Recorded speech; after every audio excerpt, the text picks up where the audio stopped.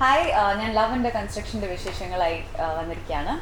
Romcom ആണ്, ഒരു relationship ഡ്രാമയാണ്. എനിക്കതിന് മലയാളത്തിൽ ഈ ഒരു ജോണറിൽ ഒരു വെബ് സീരീസ് ഇതിനു മുമ്പ് വന്നിട്ടില്ല. ഭയങ്കര ഇഷ്ടമുള്ള രണ്ട് ആക്ടേഴ്സിൻ്റെ കൂടെ അഭിനയിക്കാൻ പറ്റി. അജു ചേട്ടൻ്റെ കൂടെ ഇതിനു മുമ്പും ഒരു പടം ചെയ്തിട്ടുണ്ട്.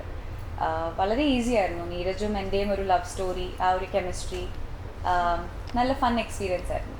അടി കപ്പ്യാരെ കൂട്ടുമെന്ന് എനിക്ക് ഭയങ്കര ഇഷ്ടമുള്ള സിനിമയാണ്. ഞാൻ ആക്ച്വലി കുറച്ച് ലേറ്റായിട്ടാണ് കണ്ടത്. ഈ ലോക്ക്ഡൗൺ സമയത്ത് ഹോട്ട്സ്റ്റാറിൽ കണ്ടതാണ്. അവരുടെ ഒരു കെമിസ്ട്രി ശരിക്കും ഭയങ്കര ഫണ്ണാണ്. കുളിക്കാനുള്ള തയ്യാറെടുപ്പിൽ നടക്കുന്നൊരു സീനാണ്. അത് പറഞ്ഞു വന്നപ്പോൾ എനിക്ക് മനസ്സിലായല്ലോ, പക്ഷെ അത് കഴിഞ്ഞ് കുറേ സീനുണ്ടായിരുന്നു. അപ്പോൾ പല ദിവസങ്ങളും ചിലത് എണ്ണ തേക്കുന്ന മുമ്പ്, ചിലത് എണ്ണ തേച്ച് കഴിഞ്ഞ് പിന്നെ ആ അപ്പാർട്ട്മെൻറ്റ് കോംപ്ലക്സിൽ തന്നെ ഞാൻ ഏതൊക്കെയോ വീട്ടിൽ പോയി തലയൊക്കെ കഴുകി പിന്നെ വരും. പിന്നെ അത് കഴിഞ്ഞ് അന്ന് വൈകിട്ട് തന്നെ പിന്നെ എണ്ണ തേപ്പിക്കും. പിന്നെ വെയിലത്ത് പോയി നിർത്തും, റോഡിൽ നടത്തും.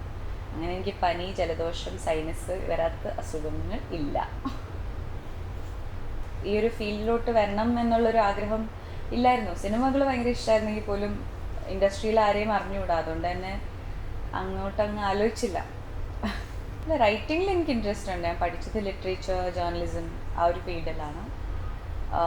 ഡയറക്ഷൻ ചെയ്യാനുള്ള അറിവൊന്നും ആയിട്ടില്ല, അറിഞ്ഞുകൂടാ അത് ചെയ്യുമെന്ന്. പിന്നെ സിനിമകൾ കാണാൻ ഭയങ്കര ഇഷ്ടം. പാട്ട് അതിൽ ബസ്സിൻ്റെ അകത്തുള്ള സീക്വൻസസ് ഞങ്ങൾ അഭിനയിച്ചപ്പോഴും എനിക്ക് ഭയങ്കര ക്യൂട്ടായിട്ട് തോന്നി. നമ്മൾ കുറേ പടത്തിൽ കണ്ടിട്ടുണ്ട് ബസ്സിലുള്ള അങ്ങോട്ടും ഇങ്ങോട്ടും നോക്കുന്നതും. പക്ഷെ എനിക്കൊന്നൊരു സണ്ണിച്ചനും എൻ്റെയും ഒരു ഫ്രഷ് പെയറിങ് ആയതുകൊണ്ട് അത് ആ ഒരു സീൻ എനിക്ക് തോന്നി വർക്കൗട്ട് ആകുന്നു. ശരിക്കും 96ൻ്റെ ആൽബം, അതിൻ്റെ മ്യൂസിക്കാണ് അതിൻ്റെ ബാക്ക് ബോൺ. അത് കഴിഞ്ഞു എനിക്ക് ലിറ്റിൽ മിസ് റാവുത്തറിൽ ഗോവിന്ദേട്ടൻ്റെ മ്യൂസിക്കിൽ അഭിനയിക്കാൻ പറ്റി. ശരിക്കും ഇപ്പോഴും ആ കാതലേ എന്ന് പറയുന്ന പാട്ട് ഭയങ്കര മെമ്മറബിൾ ആണ്. എനിക്ക് മാത്രമല്ല, എല്ലാവർക്കും 96 കണ്ടിട്ടുള്ള എല്ലാവരുടെയും ഫേവറേറ്റാണ്. ഫസ്റ്റ് ടൈം ബിഗ് സ്ക്രീനിൽ എന്നെ തന്നെ കാണുന്നത് തന്നെ ഒരു മൊമെൻ്റാണ്. ഒരിക്കലും മറക്കാത്ത വളരെ മെമ്മറബിൾ ആയിട്ടുള്ളൊരു മൊമെൻ്റ് തന്നെയാണ്. ഒരിക്കലും വിചാരിച്ചില്ല. അപ്പോൾ അങ്ങനത്തെ ആഗ്രഹിക്കാത്തൊരു സംഭവം നടന്നു എന്നാണ് എനിക്ക് പറയാം.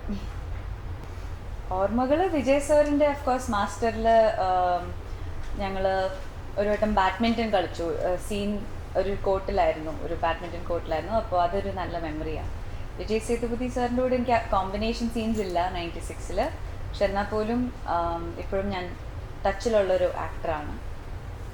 ധനുഷ് സാറായിട്ട് ഒരു ഇൻറ്റൻസ് മൂവിയായിരുന്നു കർണൻ. അപ്പോൾ സിനിമാ സെറ്റിലെ വിശേഷങ്ങൾ മാത്രം.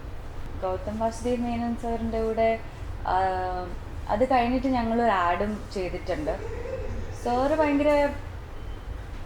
ഭയങ്കര നോളജബിൾ ആണെന്ന് എനിക്ക് തോന്നിയിട്ടുണ്ട്. വളരെ കാമാണ്. ഒരു അതിൽ ഞാൻ മോളായിട്ടാണ് അഭിനയിച്ചത്. അപ്പോൾ കുറേ നല്ല സീക്വൻസസ് ഉണ്ടായിരുന്നു. ഞങ്ങൾക്ക് മോൺടാജസ് ആയിക്കോട്ടെ. അപ്പോൾ നല്ലൊരു എക്സ്പീരിയൻസ് ആയിരുന്നു.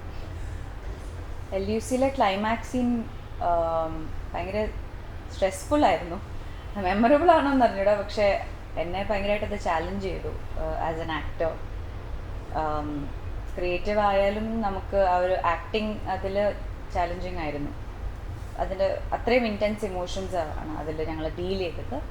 അത് വർക്കൗട്ട് ആയെന്നാണ് കണ്ടവർ പറഞ്ഞത്. ഇനി നിങ്ങൾ കണ്ടിട്ട് പറയണം. ലവ് ആൻഡ് കൺസ്ട്രക്ഷൻ ഫെബ്രുവരി 28 ജിയോ ഹോട്ട്സ്റ്റാറിൽ റിലീസാവാണ്. വളരെ ഫീൽ ഗുഡ്, പക്ഷെ എന്നാൽ പോലും കുറച്ച് ഇമ്പോർട്ടൻ്റ് ആയിട്ടുള്ള കാര്യങ്ങൾ, നമ്മുടെ ഫാമിലിയിലെ റിലേഷൻഷിപ്സിൻ്റെ കാര്യങ്ങൾ പറഞ്ഞു പോകുന്നുണ്ട്. ഡെഫിനറ്റ്ലി നല്ലൊരു കണ്ടൻറ്റാണ്. കുറേ നല്ല ആക്ടേഴ്സ് അഭിനയിച്ചിട്ടുണ്ട്. നല്ല കുറേ ലൊക്കേഷൻസും.